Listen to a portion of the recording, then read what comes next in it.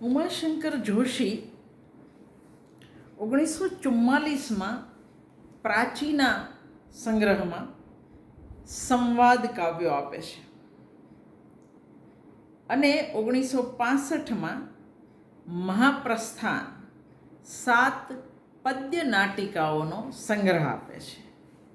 આપણે એવું કહી શકીએ કે મહાપ્રસ્થાન એ પ્રાચીનાનો સર્વોત્તર ગ્રંથ છે. પદ્ય નાટક સિદ્ધ કરવાની દિશામાં પ્રાચીનાને મહાપ્રસ્થાન અતિક્રમી જાય છે. ખાસ તો પદ્ય નાટક માટે જરૂરી જે પારદર્શી ભાષા જોઈએ એ સિદ્ધ કરવામાં અને એને વહન કરી શકે એવા છંદ યોજવાની બાબતમાં ઉમાશંકર અહીં સફળ થાય છે. ટી.એસ. એલિયટ જેને કવિતાનો ત્રીજો સૂર, થર્ડ વોઇસ ઓફ પોએટ્રી કહે છે, એ પ્રગટ કરવાનો, ડ્રામેટિક પોએટ્રી જેને આપણે કહીએ છીએ, એ પ્રગટ કરવાનો અહીં સમર્થ પ્રયત્ન કવિએ કર્યો છે. મહાપ્રસ્થાનમાં 7 રચનાઓ છે. મહાપ્રસ્થાન, યુધિષ્ઠિર, મંથરા, ભરત, કચ્છ, અર્જુન ઉર્વશી અને નિમંત્રણ. ફરી એકવાર કહું, મહાપ્રસ્થાન, યુધિષ્ઠિર, મંથરા, ભરત, કચ્છ, અર્જુન ઉર્વશી અને નિમંત્રણ. આની અંદર મહાપ્રસ્થાન અને યુધિષ્ઠિર પદ્ય નાટિકાઓ મહાભારતના અનુક્રમે મહાપ્રસ્થાનિક પર્વ અને સ્વર્ગારોહણ પર્વ પર આધારિત છે. પરીક્ષિતને રાજ સોંપી પાંડવો દ્રૌપદી સાથે હિમાલય તરફ પ્રસ્થાન કરે છે. પ્રથમ દ્રૌપદી, એ પછી સહદેવ, નકુલ, અર્જુન અને ભીમ હિમાદ્રીના ખોળે ઢળી પડે છે. બાકી રહે છે યુધિષ્ઠિર અને એમનો શ્વાન. યુધિષ્ઠિર શ્વાન વગર સ્વર્ગમાં પ્રવેશવા તૈયાર નથી. એટલે ધર્મ યમદેવ યુધિષ્ઠિરની કસોટી કરે છે, પણ એમાંથી પાર ઉતરે છે. આ વસ્તુને મુખ્યત્વે ભીમ અને યુધિષ્ઠિરના સંવાદ દ્વારા નાટ્યક્ષમ બનાવીને રજૂ કરાયો છે. યુધિષ્ઠિર નાટિકામાં આ ઘટના આગળ ચાલે છે, જેમાં નરક દર્શન પછી, આત્મશોધન પછી યુધિષ્ઠિર ભાઈઓ સાથે સ્વર્ગમાં સ્થાન પામે છે. કથા જાણીતી છે કે યુધિષ્ઠિર એકલા શ્વાન સાથે પહોંચે, શ્વાન સાથે પ્રવેશ નહીં મળે, અને છતાંય યુધિષ્ઠિર આગ્રહ રાખે કે હું એને છોડીને નહીં આવું. અને પ્રવેશ પછી એમને નર્ક દર્શન થાય છે અને યુધિષ્ઠિર પૂછે છે કે શા માટે. એનો જવાબ મળે અને પછી બધા જ પાંડવોને સ્વર્ગ પ્રવેશ મળે. આ કથા જાણીતી છે. એને નાટ્યાત્મક રીતે પણ પદ્ય નાટકની રીતે ઉમાશંકરે રજૂ કર્યું છે. અને પછી યુધિષ્ઠિર નાટકમાં બીજામાં મહાપ્રસ્થાનની ઘટના આગળ ચાલે છે, જેમાં નરક દર્શન પછી આત્મશોધન પછી યુધિષ્ઠિર ભાઈઓ સાથે સ્વર્ગમાં સ્થાન પામે છે. મંથરા અને ભરત બંનેનો વસ્તુ રામાયણના અયોધ્યા કાંડમાંથી લીધું, અથવા તો અયોધ્યા કાંડમાં એની કથા છે. કવિએ મંથરામાં રહેલા એના 2 વ્યક્તિત્વો ઋજુ અને કાલરાત્રિની કલ્પના દ્વારા પ્રસ્તુત કર્યા છે. ઋજુલા અને કાલરાત્રિની કલ્પના દ્વારા પ્રસ્તુત કર્યા છે. મંથરા કૈકેયીને કેવી રીતે રામને વનવાસ અને ભરતને ગાદી આપવાના વચન માંગવા તત્પર કરે છે, એની પ્રક્રિયા એના સંવાદો દ્વારા માર્મિક રીતે નિરૂપાય છે. ભરતનું વસ્તુ પણ પરિચિત છે. ચિત્રકૂટમાં ભરત રામને પાછા લઈ જવા વિનંતી કરવા આવ્યા તે પ્રસંગ સત અને અસત વચ્ચેનો વિગ્રહ પ્રગટ કરે છે. અર્જુન ઉર્વશીમાં અર્જુન દ્વારા ઉર્વશીના પ્રેમ પ્રસ્તાવનું પ્રત્યાખ્યાન એટલે નકાર. ઉર્વશીનો પ્રેમ અર્જુન સ્વીકારવા તૈયાર નથી, એટલે પ્રેમ પ્રસ્તાવનું પ્રત્યાખ્યાન, અને પછીથી ઉર્વશી એને શાપ આપે કે 1 વર્ષ તું સ્ત્રી દેહ રહીશ, જેનો પછીથી એને ઉપયોગ પણ થાય. કચ્છમાં દેવયાનીના પ્રેમનું પ્રત્યાખ્યાન છે. દેવયાનીના પ્રેમને કચ્છ નકારે છે. નિમંત્રણનો પ્રસંગ બૌદ્ધ સાહિત્યમાંથી લેવામાં આવ્યો છે. આ પ્રસંગમાં વૈશાલીની નગરવધુ આમ્રપાલીએ ભગવાન બુદ્ધને પોતાને ત્યાં આવવા નિમંત્રણ આપ્યું, એમણે સ્વીકાર્યું, એનો ઉલ્લેખ છે. એ નિમંત્રણ મેળવી લેવાના લિચ્છવી શ્રેષ્ઠીઓના આગ્રહનો આમ્રપાલી અસ્વીકાર કરે છે અને એ રીતે ભગવાન બુદ્ધની કરુણાની છાલક પતિત ગણાતી આમ્રપાલીને પણ મળી રહે એ સત્યની પ્રતીતિ ભવિષ્યમાં પણ સૌને થાય એવો સદ આશય આમ્રપાલી સિદ્ધ કરે છે. મહાપ્રસ્થાનની આગવી સિદ્ધિ વનવેલી છંદને પદ્ય નાટ્યના માધ્યમ માટે સફળતાથી ખેડવામાં આવ્યો છે. બોલચાલનો ગદ્ય લઈ કવિએ પ્રથમ 4 નાટિકાઓ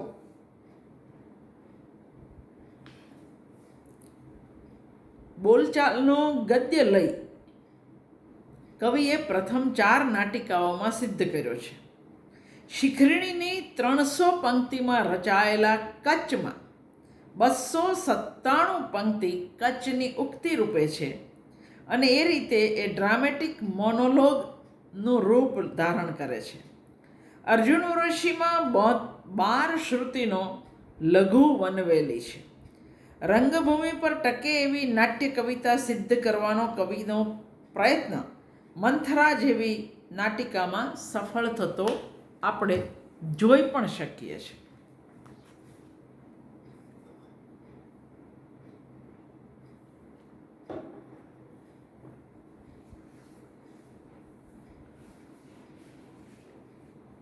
ઉમાશંકર જોશીએ ગદ્ય, પદ્ય અને નાટ્ય એ ત્રણેય ધારામાં સર્જન કર્યું છે. નાટ્ય ધારાને ઉમાશંકર ત્રીજા અવાજ તરીકે ઓળખાવે છે અને આ ત્રીજા અવાજમાં, થર્ડ વોઇસ ઓફ પોએટ્રીમાં પોતાને અભિવ્યક્ત કરવા ઉમાશંકર કાયમ ઉત્સુક અને તત્પર રહ્યા છે. નાટ્યાત્મકતા માટે ઉમાશંકરને પક્ષપાત હતો. એમણે એક જગ્યાએ કહ્યું છે કે નાના ઉર્મી કાવ્યોમાં પણ નાટ્યાત્મક તત્વ આવે એ જોવા મન મારું આતુર રહેતું અને એ આતુરતાનું પરિણામ 2 કે 2 થી વધુ પાત્રો વચ્ચે સંવાદ ચાલતો હોય એવી કૃતિઓ તરફ રચવાનું વલણ વધ્યું. આ વલણમાંથી જ પ્રાચીનાના કાવ્યો પ્રગટ્યા એમ કહીએ તો બહુ ખોટું નથી. આના માટે રચનામાં થોડું કથાતત્વ પણ આવશ્યક બને. એ કથાના પાત્રોનું અંતરતમ સંવાદના માધ્યમથી ઉદ્ઘાટિત થઈ શકે અને જ્યારે કથાની વાત હોય ત્યારે તરત કહેવું પડે કે આપણા મહાભારત, રામાયણ અને અખૂટ કથાઓ ધરાવતું પુરાકથા સાહિત્ય, જેને આપણે માઇથોલોજીકલ લોર કહીએ, ફોકલોર કહીએ, કથા સરિત સાગર, જાતક કથાઓ, આ બધાની આપણી સંસ્કૃતિ અને સંસ્કાર પરંપરાનું આ બધું અભિન્ન અંગ છે. પ્રાચીનની રચનાઓ માટે ઉમાશંકર એક કથા સ્ત્રોત તરફ વળ્યા. આ જ વાતનું ત્યાર પછીના 3 દાયકા પછી 1965માં મહાપ્રસ્થાન રૂપે એ બીજા 7 સંવાદ કાવ્યો કો કે પદ્ય નાટકો કો એમણે આપ્યા છે. પ્રાચીનાની જેમ અહીં પણ સંવાદ કાવ્ય રચનાઓ છે. ગુજરાતી કાવ્ય સાહિત્યના ઇતિહાસમાં એક એવો તબક્કો આવી ગયો જ્યારે આપણા કવિઓ પદ્ય નાટક સિદ્ધ કરવા માટે પ્રયત્નશીલ હતા. આમ થવા માટે કદાચ શેક્સપિયરના પદ્ય નાટકો પ્રેરણારૂપ બન્યા હોય, કદાચ ગ્રીક નાટકોનું ઉદાહરણ પણ નજર સામે હોય, પણ પદ્ય નાટકો રચવા સર્જકો ઉત્સુક બન્યા એ વાત સાચી છે.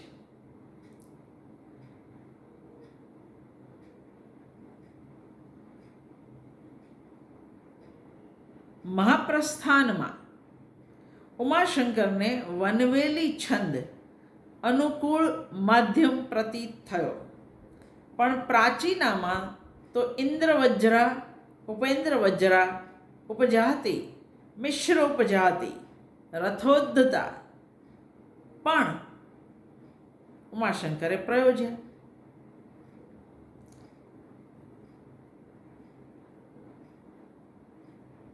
અનુષ્ટુપ એમને બાકીની રચનાઓમાં વધારે અનુકૂળ થયો. 19મા દિવસનું પ્રભાત કૃતિમાં એમણે સૂતની પાત્રોક્તિ માટે મોટે ભાગે મંદાક્રાંતા પ્રયોજ્યો, પણ બાકીનું એમણે અનુષ્ટુપમાં આપ્યું.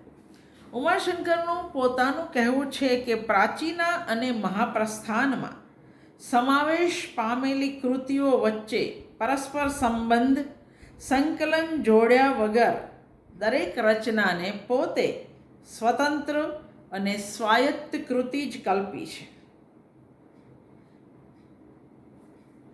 આપણે સર્જકની સ્વાયત્તતાને માનવી જોઈએ, પણ ભાવકને પણ કૃતિને પોતાની રીતે પોતાની સમજના આધારે આસ્વાદનવાની સ્વતંત્રતા છે. એટલે તમે આ દરેક કૃતિને સ્વતંત્રપણે માણો કે સમગ્ર પ્રાચીના અને મહાપ્રસ્થાનમાંથી પસાર થાવ, એ તમારા પર છે.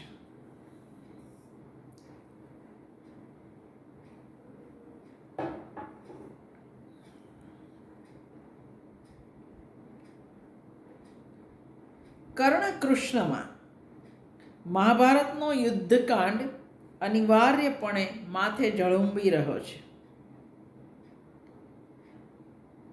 ટાળી શકાય એવું નથી, છતાં કૃષ્ણ વિષ્ટિકાર તરીકે સમાધાનનો એક અંતિમ પાસો નાખી જોવા માટે તૈયાર થયા છે. આજ સુધી કર્ણના જન્મનું ગોપવી રાખેલું રહસ્ય કર્ણને કહીને કંઈ કરતાં પણ જો એને પક્ષાંતર કરાવી શકાય તો કદાચ કૌરવોનો યુદ્ધનો ઉત્સાહ નબળો પડી શકે. ભીષ્મને તો અનિચ્છાએ જ યુદ્ધ માટે સજ્જ થવું પડ્યું છે, અને જો કર્ણ પણ પાંડવ પક્ષમાં ભળવા હા પાડે તો યુદ્ધ ટળી જાય. પણ એ આશા ફળતી નથી. મહાભારતની યુદ્ધ ઘટના પૂર્વેના પ્રસંગમાં વિષ્ટિ વિફળ ગયા પછી 18 દિવસનો યુદ્ધ વિનાશ એ નિયતિ નિર્ધારિત હતો તે થયો. 19મા દિવસનું પ્રભાત કેવું ઉગ્યું! સમયની પહેલી પાર જોનાર કવિ વ્યાસની ક્રાંત દ્રષ્ટિએ એક જ યુદ્ધના આ વૃત્તાંત થકી સદીઓ સહસ્ત્રાબ્દો પારની વાત કરી દીધી છે. પ્રાચીન કથાઓની આ જ ખૂબી છે કે એના કવિઓ કથામાં કાલવીને કાલાંતરોનું ક્રાંત દર્શન એવી રીતે રજૂ કરી દે છે કે એનું સાર તત્વ કાલગ્રસ્ત થાય જ નહીં, અને જમાને જમાને સર્જકોને જે તે સમકાલીન યુગબોધને અનુરૂપ વિચાર દ્રવ આ કથાઓમાંથી મળતું રહે છે. પ્રાચીના 1944માં પ્રગટ થઈ. વિશ્વ શાંતિ એના 13 વર્ષ પહેલાં 1931માં પ્રગટ થઈ.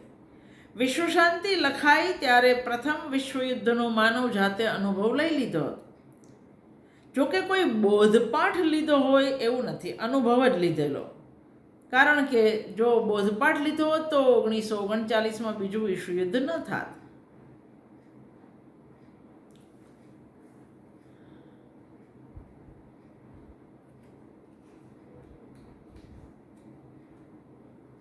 યુદ્ધને અનિવાર્ય અપરિહાર્ય ગણાવતો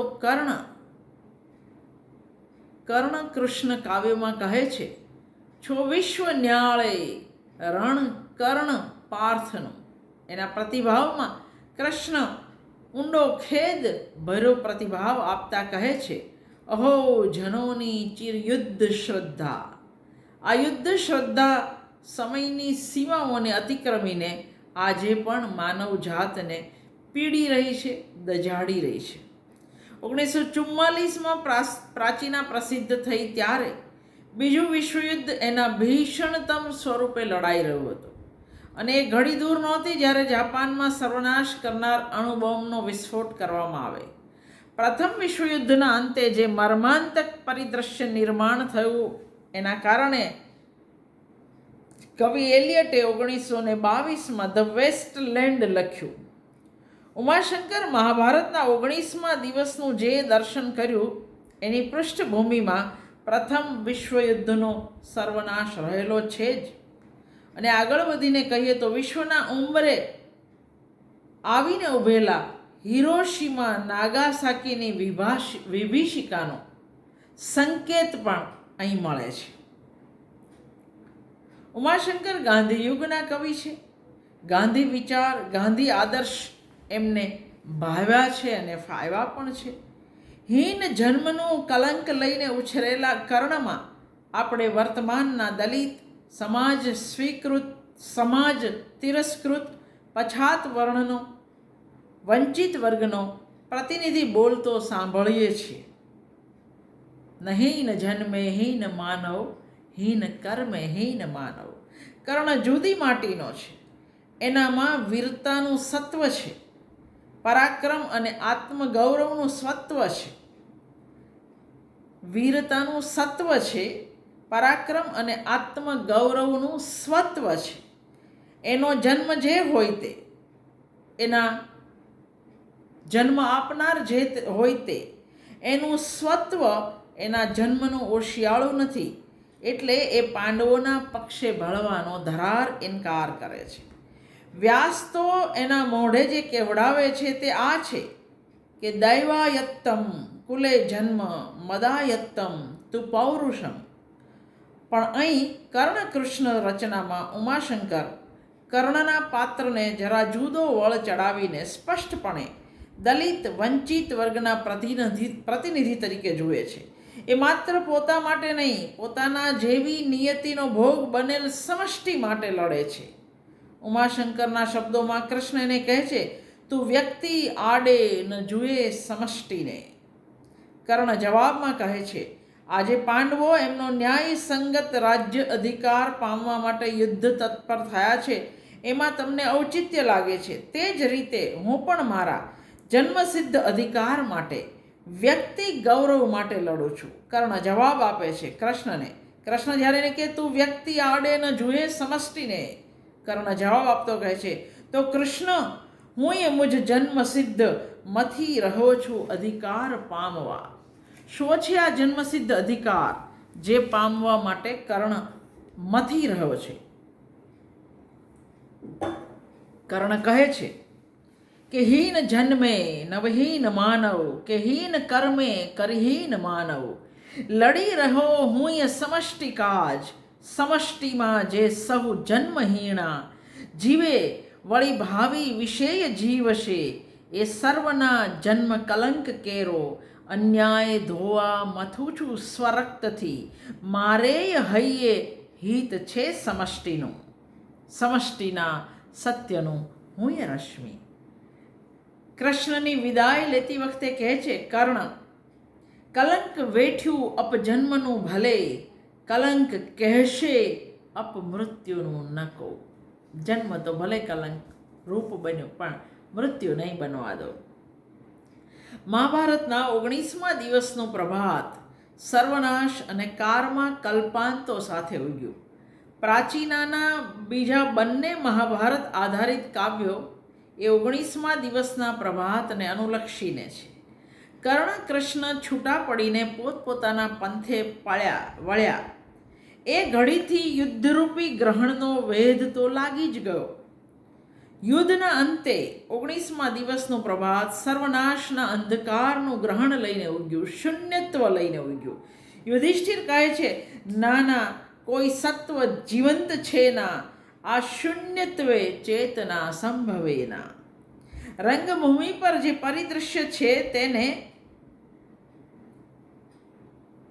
અનપ્રેસિડેન્ટ annihilation in the history of mankind કહેવું જોઈએ. સ્થૂળ અને સૂક્ષ્મ બંને રૂપે 19મા દિવસનો પ્રભાત એટલે માનવ જાતે પૂર્વે કદી ન જોયેલી, કદી ન કલ્પેલી એવી ટ્રેજેડી. ઉમાશંકરે ગ્રીક ટ્રેજેડી નાટ્યના રચનાબંધને અનુસરીને અહીં સૂતના પાત્ર રૂપે કોરસની યોજના કરી છે. સૂતના મોઢે વર્ણન રૂપે 18મા દિવસની કાળ રાત્રિનો કુટિલ, ક્રૂર, પ્રતિશોધજન્ય સંહાર અને 19મા દિવસનું સર્વત્ર રક્તરંજિત, મૃત્યુમંડિત પરિદ્રશ્ય નિરૂપવામાં આવ્યું છે. ગ્રીક નાટ્યમાં યુદ્ધ, મૃત્યુવિલાપ જેવા દૃશ્યો રંગભૂમિ પર ભજવાતા નહીં, પણ કોરસ મુખે વિવરણ રૂપે રજૂઆત પામતા.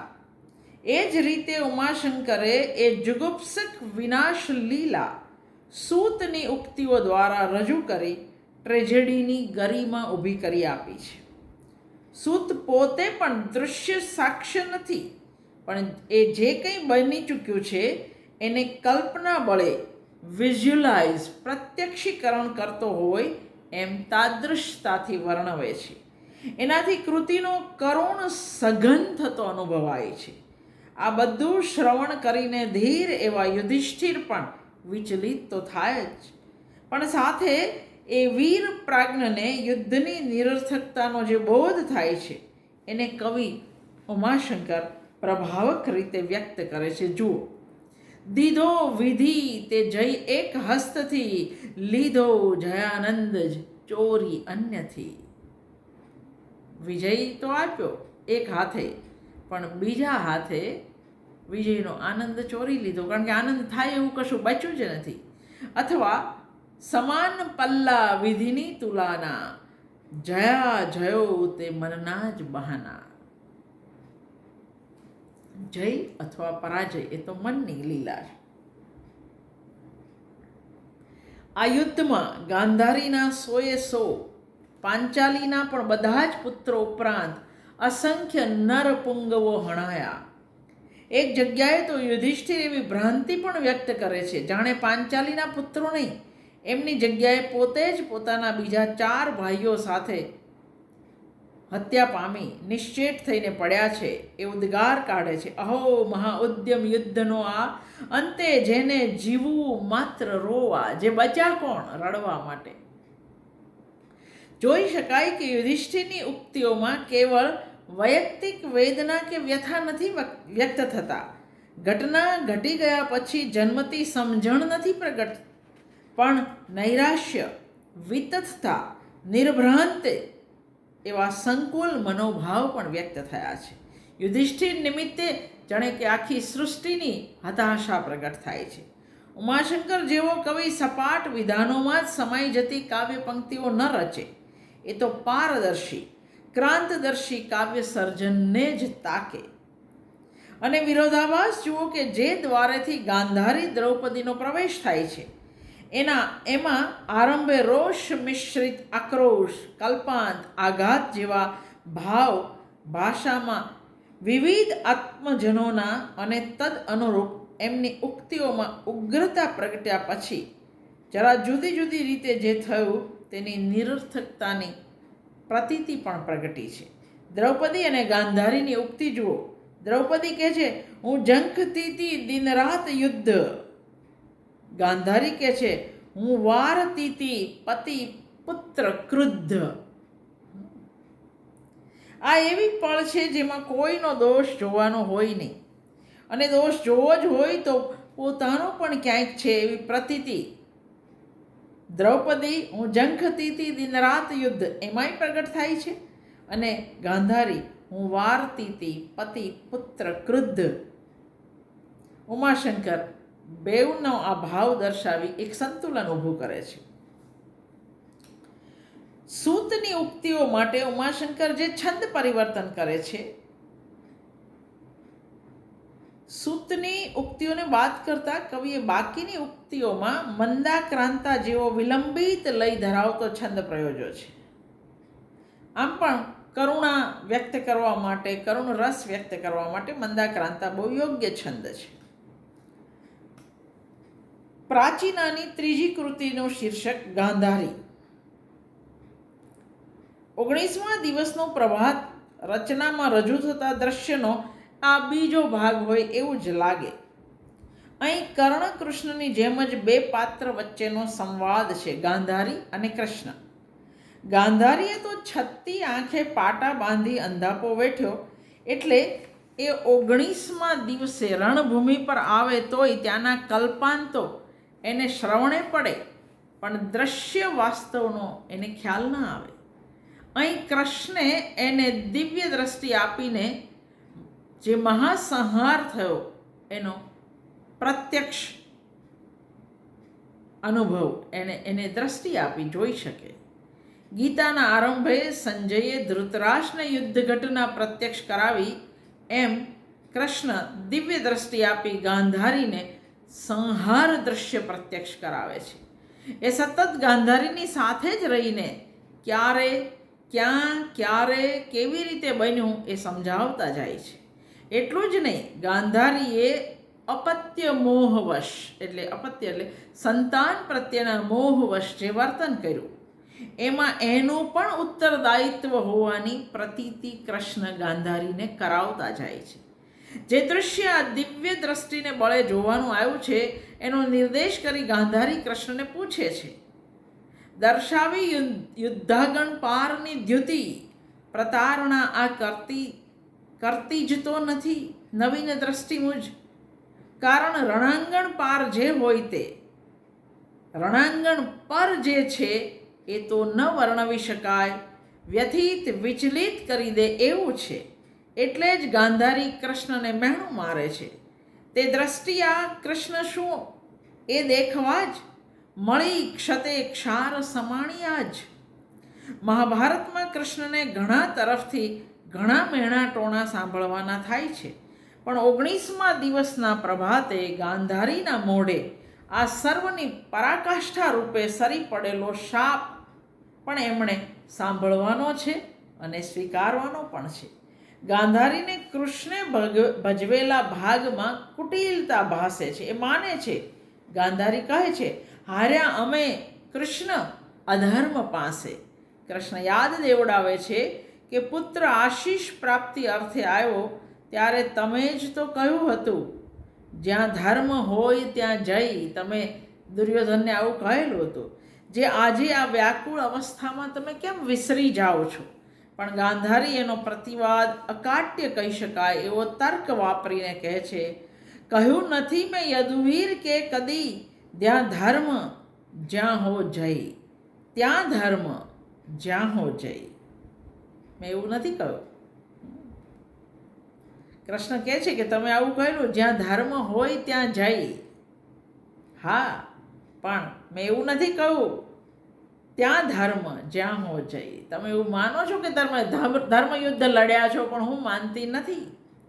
આ અધર્મ બોધ ગાંધારીને કૃષ્ણ કહે છે તેમ સંતાન શોકને લીધે જ થયો છે, પણ ગાંધારી એ વાત સ્વીકારતી નથી. એમાં એના પાત્રની ગરિમા છે. દ્રૌપદી સૂતો કે અન્ય વીર યોદ્ધાઓ જેમની માતા વનિતા ભગિનીઓના કલ્પાંત એના શ્રવણે પડે છે, એની એ ઉપેક્ષા કરે તો નારી ગૌરવ લાજે.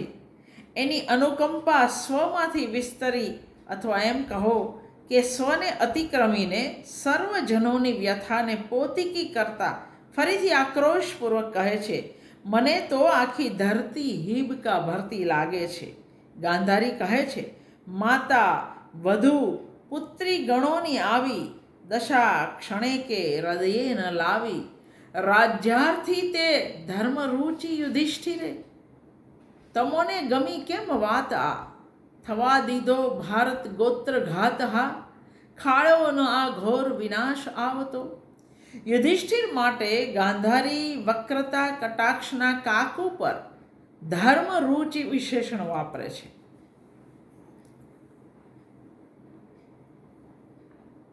ખરેખર તો મહાભારત કાવ્યમાં આ વક્રતા, આ આયરની ઠેર ઠેર વેરાયેલી પડી છે, જેમાં ધર્મ શબ્દ જ્યાં જ્યાં પ્રયોજાયો ત્યાં જાણે કે એનાથી વિપરીત અધર્મ આચરાતો હોય એવું જ આપણને લાગે. ધર્મ માટે જ અશ્વત્થામાં મરાયો કહેવાય, પણ એમાં આપણને અધર્મ દેખાય છે. કૃષ્ણે ભારત ગોત્રઘાત થવા દીધો. એને એ ખાળી શક્યા હોત, પણ એમણે એવું ન કર્યું. એ ગાંધારીના મતને કોઈ દલીલ બદલી શકવા સમર્થ નથી. એટલે અંતમાં ગાંધારીના મોઢે શાપ ઉચ્ચારાઈ જાય છે. ગાંધારી કહે છે, થવા દીધો ઉપર રહી જ ધ્વંસ, તો નાશ પામો ત્યમ વૃષનિવંશ. જગે રહે યાદવનો ન અંશ, અને તમે અણજાણ માનવી હાથે અજાણ્યા સમ. આ જગ અટવી મહી મહાનિર્જનમાં શમી રહો એકાકી દૂરે. તમને પણ તમારો યાદવ વંશ પણ આખો નાશ પામો. તમે એકલા એકાકી અજાણ્યા માણસ તરીકે મહાનિર્જનમાં તમારોય નાશ થાય. કૃષ્ણ તો આને દયા સતીની કે દોષના પ્રમાણમાં અલ્પ શિક્ષા મળી કહીને સ્વીકારી લે છે. પણ વાગબાણ છૂટી ગયા પછી ગાંધારીને પોતે માતૃમોહને વશ થઈ અનર્થ કરી નાખ્યો એનું ભાન થાય છે. ઉમાશંકર જોશી આ પર્યવસનને કવિ ન્યાય ગણાવે છે. પદ્ય નાટ્યની કવિની શોધ પદ સંવાદથી આગળ વધી ન શકી. જોકે કવિ પોતે આ રચનાઓને પદ્ય એકાંકી રૂપે જ જોવાય એવો આગ્રહ રાખે છે. અલબત્ત એક ક્રિટિકલ મોમેન્ટ, નિર્ણાયક ક્ષણને પકડવાની એકાંકીની લાક્ષણિકતા સંદર્ભ પૂરત એમની વાત બરાબર છે. પણ ક્રિયા ગતિનો અભાવ એ કૃતિઓને એકાંકી બનવાના લક્ષ્ય સુધી પહોંચવામાં વ્યવધાનરૂપ છે, અવરોધરૂપ છે. જો સંવાદ ખાતર સંવાદની સચોટતા જોવા જઈએ તો ઉમાશંકરના પદ્ય સંવાદો તર્ક અને કવિત્વ બંને દૃષ્ટિએ સદા આકર્ષણ કરે એવા નિપજી આવ્યા છે. એટલે પ્રાચીના ક્યારેય પ્રાચીના નહીં, પણ હંમેશા અર્વાચીના જ બની રહેવાની છે. મહાપ્રસ્થાનના એક બે કાવ્યોની પણ આપણે ક્યારેક સમય મળશે ત્યારે વાત કરીશું.